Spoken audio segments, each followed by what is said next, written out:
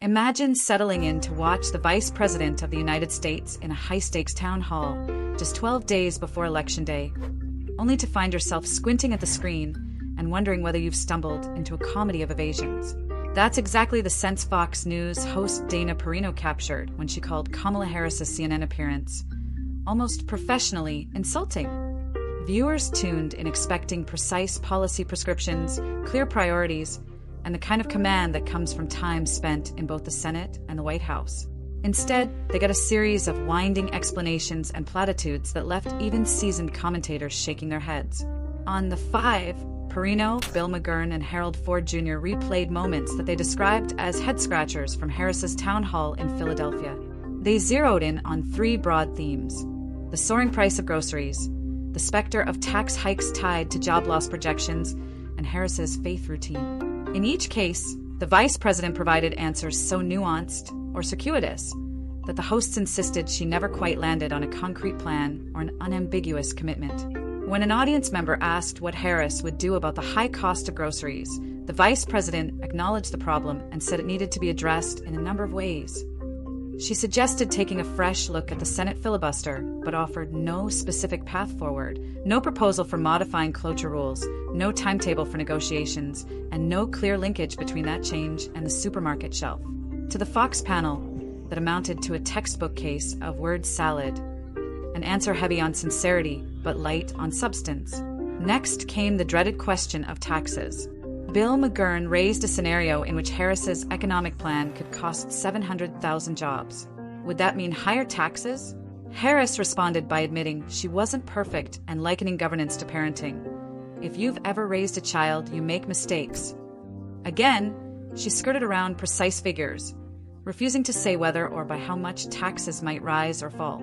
The hosts treated her circular response as evidence that she lacked the readiness to tackle hard questions, a surprising flaw for someone who spent years practicing on Capitol Hill and in the cabinet room. A lighter moment arose when Anderson Cooper asked if Harris prayed every day. She said yes, sometimes twice, she quipped. McGurn ribbed her that on tougher mornings, maybe even more than twice. But the panel's real point was that such an exchange, which made headlines, underscored how little substantive policy made it on the air. Amid grocery lines, filibusters, and taxes, the conversation circled back to faith, simply because there was nothing sturdier to discuss. The New York Times later distilled the town hall into two takeaways. First, Trump could be worse.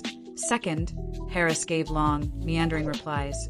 Some of her responses stretched 3 to 5 minutes before CNN cut in, leaving viewers more puzzled than convinced. Perino and her co-hosts echoed that view, insisting that a final stretch candidate must hone 3 to 5 core messages and hammer them home relentlessly. Instead, Harris seemed to drift from topic to topic, offering generalities about opportunity and people's struggles without a single bullet point plan. On CNN that night, Dana Bash and David Axelrod likewise lamented that Harris failed to close the deal. Axelrod warned of word salad city, and Bash questioned why anyone with years of public service under her belt would flee back into vague talking points when pressed. Their critique matched the tone of Fox's panel. The lack of direct answers was jarring for a candidate in a campaign's final 2 weeks, when every moment counts and every second on camera is an opportunity to persuade undecided voters. Perino admitted feeling professionally insulted that Harris and her team had taken a full day to prepare, but still arrived without tight, bulletproof answers to the most basic questions. The hosts pointed out that Harris could have listed her top 4 legislative goals: border security, tax credits for first-time homeowners and small businesses, regulatory reform to spur growth, and the restoration of Roe versus Wade, and repeated them like a mantra. Instead, she wandered through character critiques of Trump and high-minded abstractions about democracy, offering none of the nitty-gritty that might resonate with grocery-line Americans.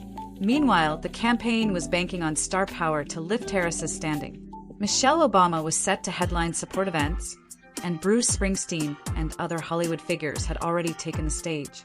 But even those celebrity surrogates can't plug a messaging hole when the candidate herself can't articulate her own platform.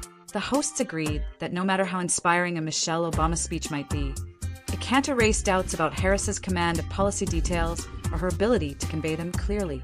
Viewer comments beneath the video replay painted an unflattering portrait. One user quipped that Harris facing off with Kim Jong-un, Xi Jinping, or Vladimir Putin would be an embarrassment to our entire country. Another compared swapping Biden for Harris to crapping your pants and changing your shirt, a crude metaphor that nonetheless captured widespread frustration.